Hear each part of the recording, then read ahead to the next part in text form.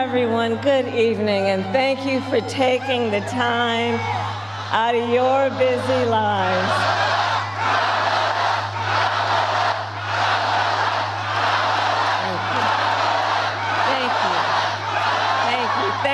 Thank you, everyone. So listen, 1 week from today, you will have the chance to make a decision that directly impacts your life, the life of your family, and the future of this country we love.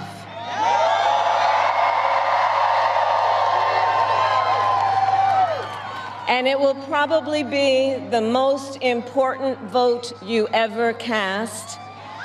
And this election is more than just a choice between two parties and two different candidates. It is a choice about whether we have a country rooted in freedom for every American or ruled by chaos and division.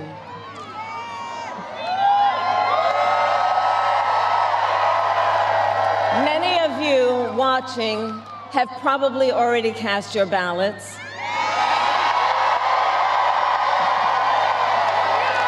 But I know many others are still considering who to vote for, or whether you'll vote at all. So tonight, I will speak to everyone about the choice and the stakes in this election.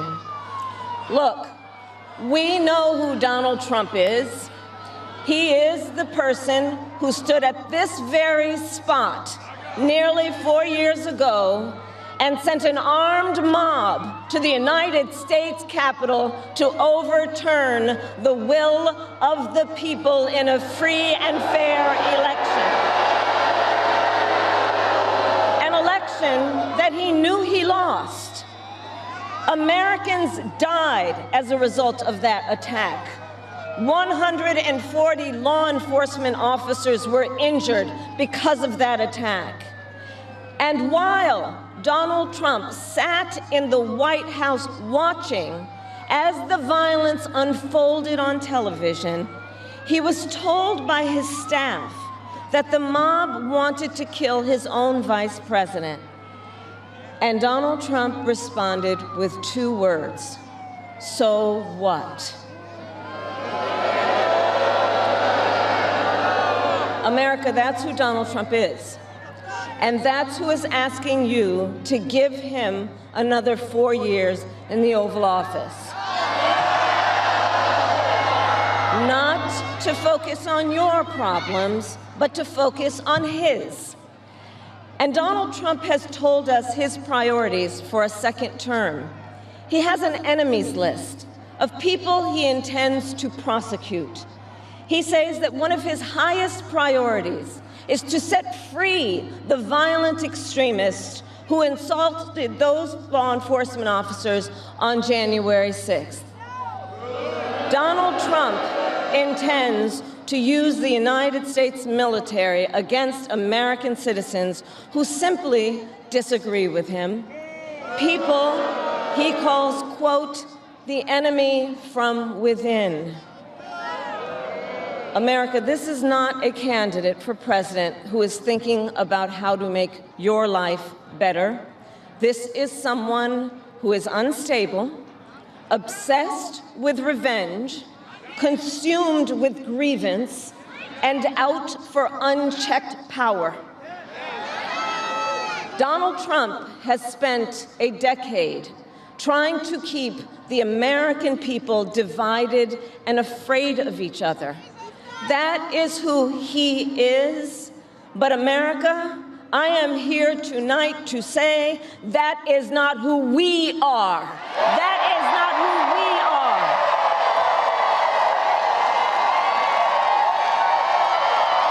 That is not who we are. You see, what Donald Trump has never understood is that e pluribus unum, out of many, one, isn't just a phrase on a dollar bill. It is a living truth about the heart of our nation. Our democracy doesn't It doesn't require us to agree on everything. In fact, we like good arguments from time to time. Just think of your own family, right? It's not the American way to not have disagreements. We don't shy away from robust debate. In fact, we like a good debate, don't we? We like a good debate.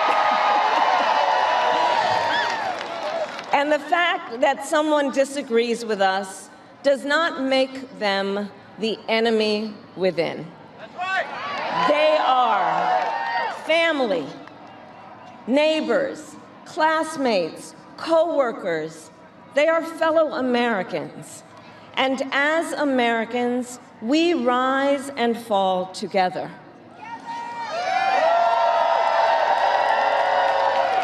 America, for too long, we have been consumed with too much division, chaos, and mutual distrust. And it can be easy then to forget a simple truth. It doesn't have to be this way. It doesn't have to be this way. It is time to stop pointing fingers. We have to stop pointing fingers and start locking arms. It is time to turn the page on the drama and the conflict, the fear and division. It is time for a new generation of leadership in America.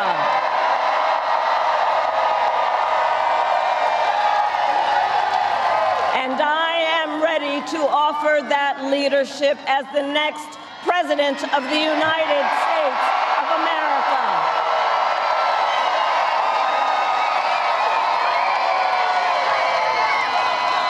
Now look, let me say, I recognize this has not been a typical campaign. Even though I've had the honor of serving as your vice president for the last 4 years, I know that many of you are still getting to know who I am. Well, let me tell you, I am someone who has spent most of my career outside of Washington, D.C., so I know that not all the good ideas come from here. I am not afraid of tough fights against bad actors and powerful interests, because for decades, as a prosecutor and a top law enforcement officer of our biggest state, I won fights against big banks that ripped off homeowners, against for-profit colleges that scammed veterans and students, against predators who abused women and children, and cartels that trafficked in guns, drugs, and human beings. And I did this work because for as long as I can remember, I have always had an instinct to protect. There's something about people being treated unfairly or overlooked that frankly just gets to me. I don't like it. It's what my mother instilled in me, a drive to hold accountable those who use their wealth or power to take advantage of other people. The drive to protect hardworking Americans who aren't always seen or heard and deserve a voice, and I will tell you that is the kind of president I will be.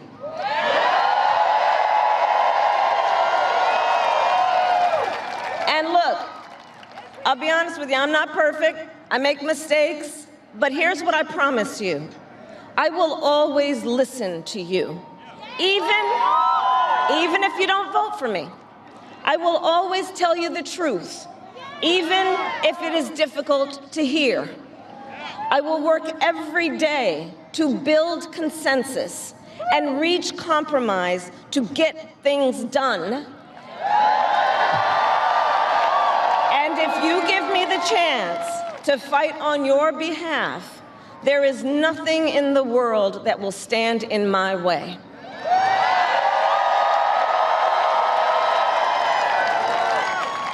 So look, in less than 90 days, either Donald Trump or I will be in the Oval Office. Okay? On day one,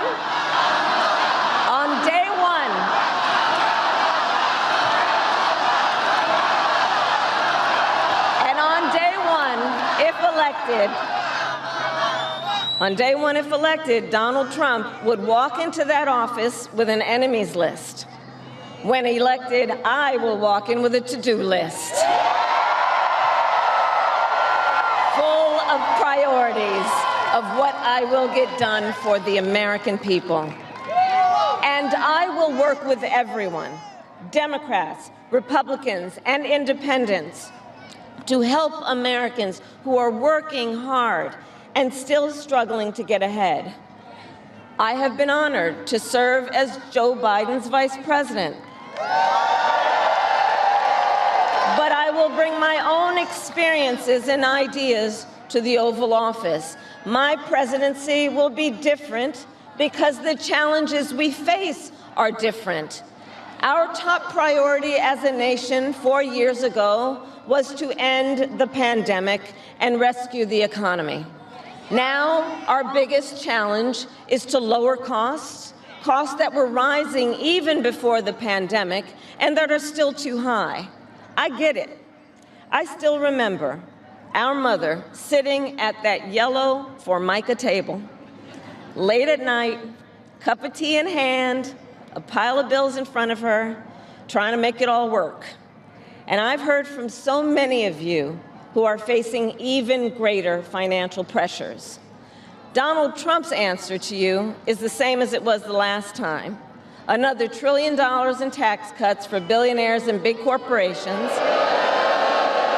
And this time, he will pay for it with a 20% national sales tax on everything you buy that is imported. Think about it. Clothes, food, toys, cell phones. A Trump sales tax that would cost the average family nearly $4,000 more a year. And on top of that, you will pay even more if Donald Trump finally gets his way and repeals the Affordable Care Act, which would throw millions of Americans off their health insurance and take us back to when insurance companies had the power to deny people with pre-existing conditions. Well, we are not going back. We are not going back.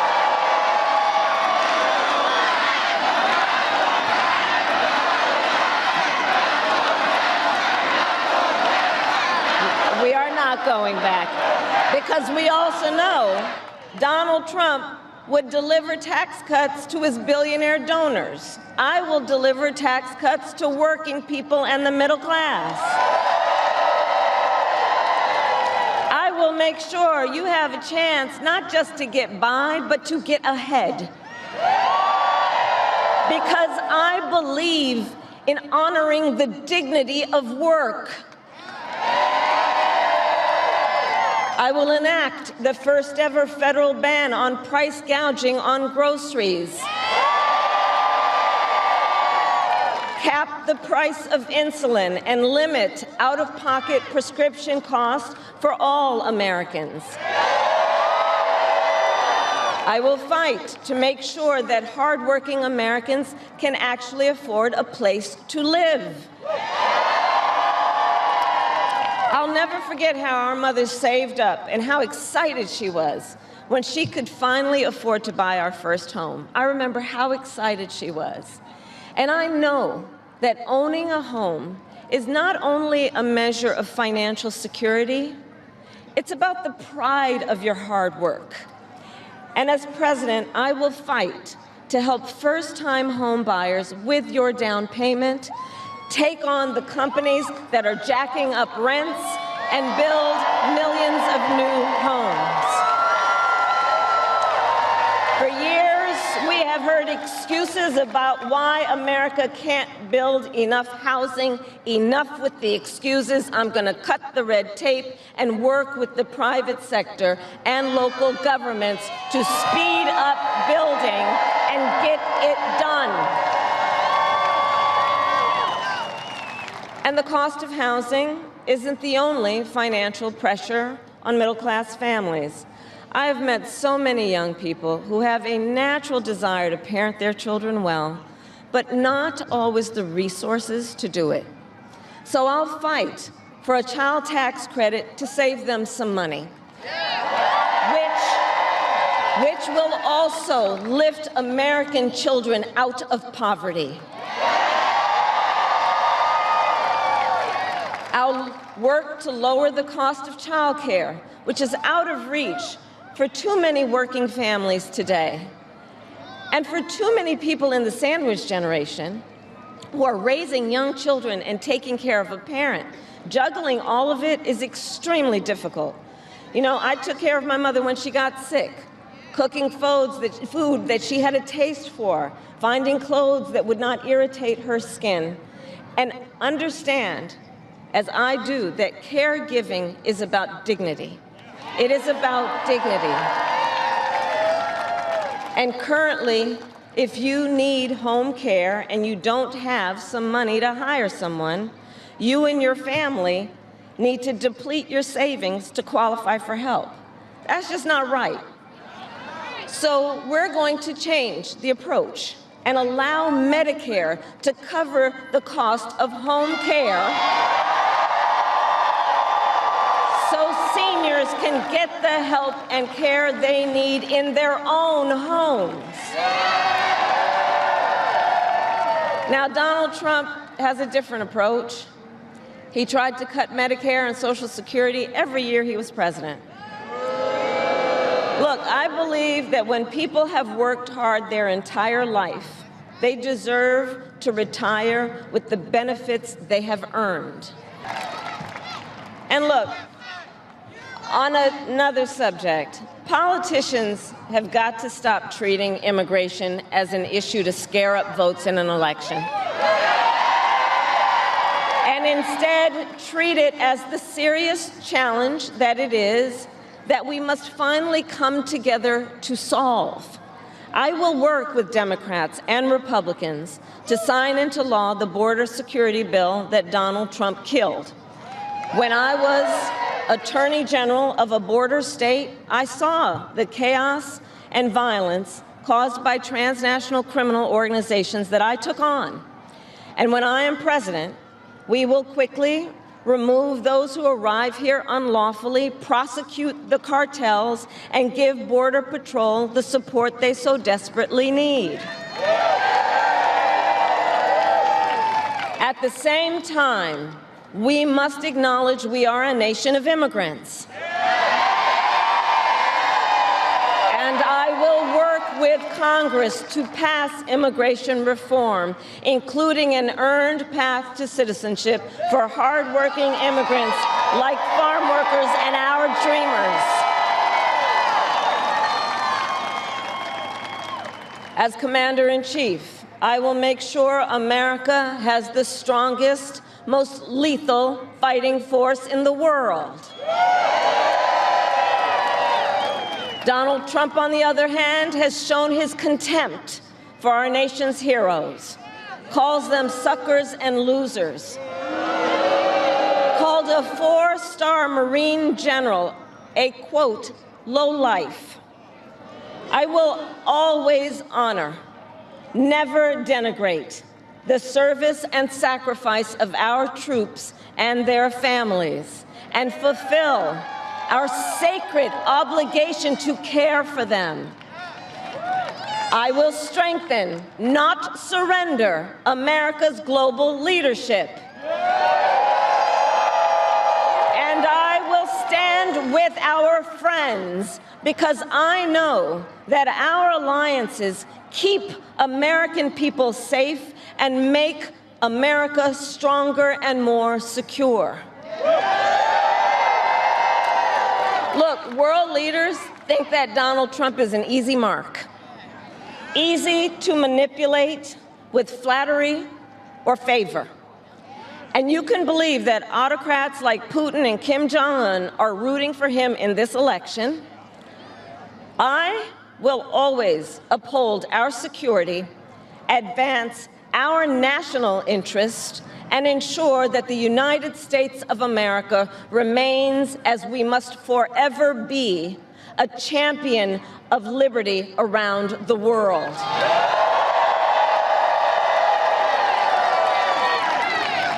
America We know what Donald Trump has in mind. More chaos, more division, and policies that help those at the very top and hurt everyone else. I offer a different path, and I ask for your vote.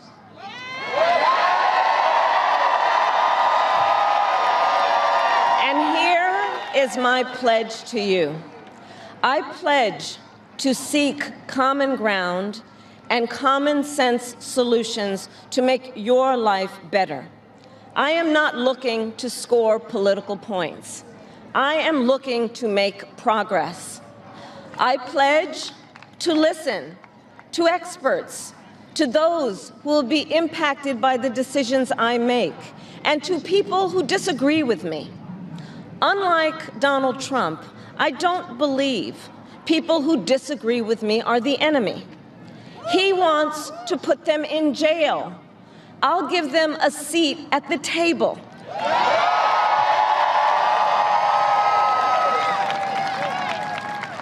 I pledge to you to approach my work with the joy and optimism that comes from making a difference in people's lives.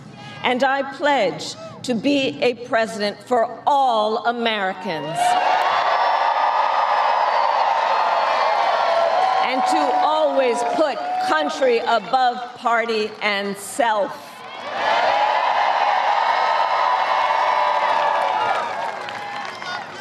I love our country with all my heart. And I believe in its promise because I've lived it.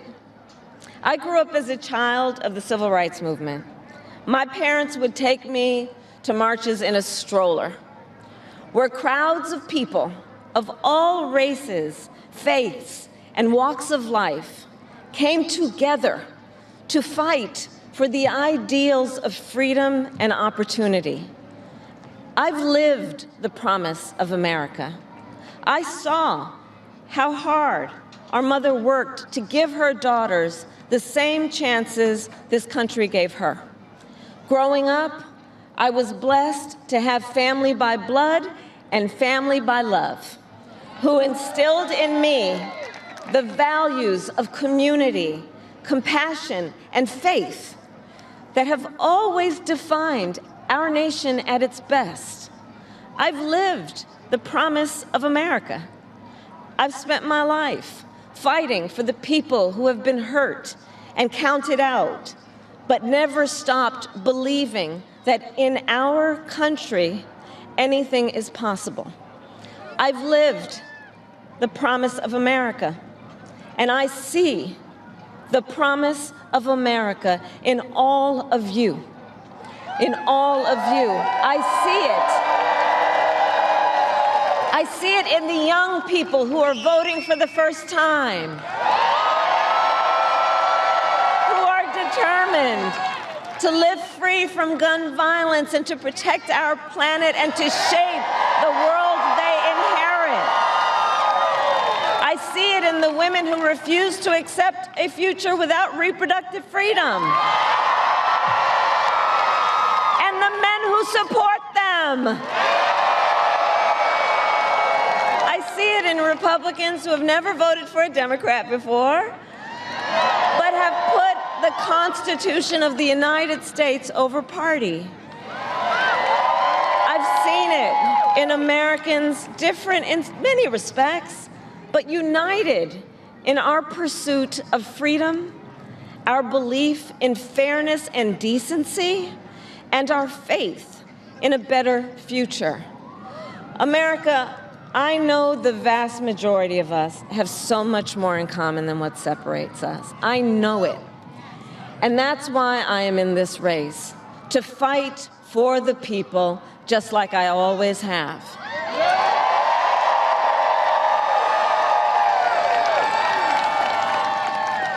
Nearly 250 years ago, America was born when we wrested freedom from a petty tyrant. Across the generations, Americans have preserved that freedom, expanded it, and in so doing, proved to the world that a government of, by, and for the people is strong and can endure.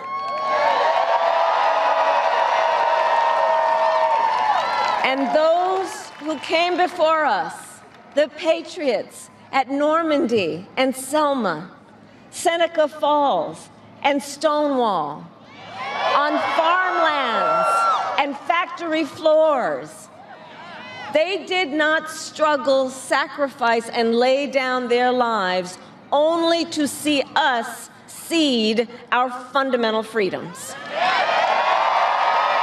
They didn't do that only to see us submit to the will of another petty tyrant. These United States of America, we are not a vessel for the schemes of wannabe dictators.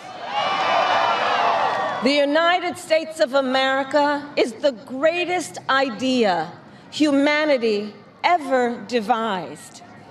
A nation big enough to encompass all our dreams, strong enough to withstand any fracture or fissure between us, and fearless enough to imagine a future of possibilities.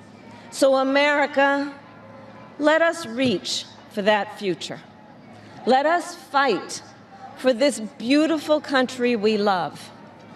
And in 7 days, we have the power, each of you has the power to turn the page and start writing the next chapter in the most extraordinary story ever told.